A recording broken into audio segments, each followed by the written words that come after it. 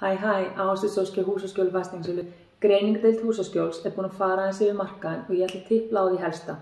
Hvað er framundan? Á mínum 18 ára ferli sem fasteignasali þá hefur sjaldan verið meira að gera en líka sjaldan verið minna framboð af eignum. Í janúar 2021 voru helmingi færri eignir skráðar á sölu en í janúar 2020. Þetta eru ágætis vísbendingar ákveðinn framboðsskort en líka gæti bent til þess að einhverjar verðhækkanir séu áfram í pípunum. Reyndar voru fréttir eftir áramót að það væri kólnun á fasteignamarkaði, ég held ég að sé það einu sinni, og það væri velta væri að dragast milli mánaða.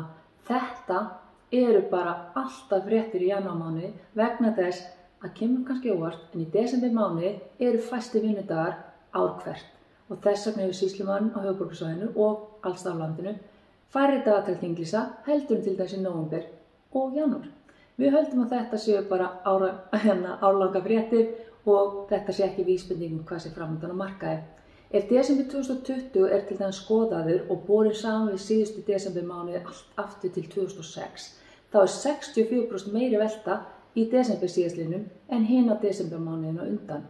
Ef litið á verðþróun í hverfum þá virðist fermetraverð hafa hækkað mest í Árbæ og Hafnarfirði en minnst í Miðbænum og Mosfellsbæ. Þannig að okkar mat það ennþá skynsamlegt að fjárfesta í húsnæði núna frekar en að bíða og sjá hvað gerist. Ef þú ert með sérbýli og þú hefur verið að hugsa að selja, þá höldum við að þetta sé hárrétti tími til að selja núna því að verð á sérbýlum hefur sjaldan verið hærra. Ef þú spurningar eða vilt vita meira markaðinn, ekki hika við að hafa samband við okkur. Hlakka til að heyra frá þér.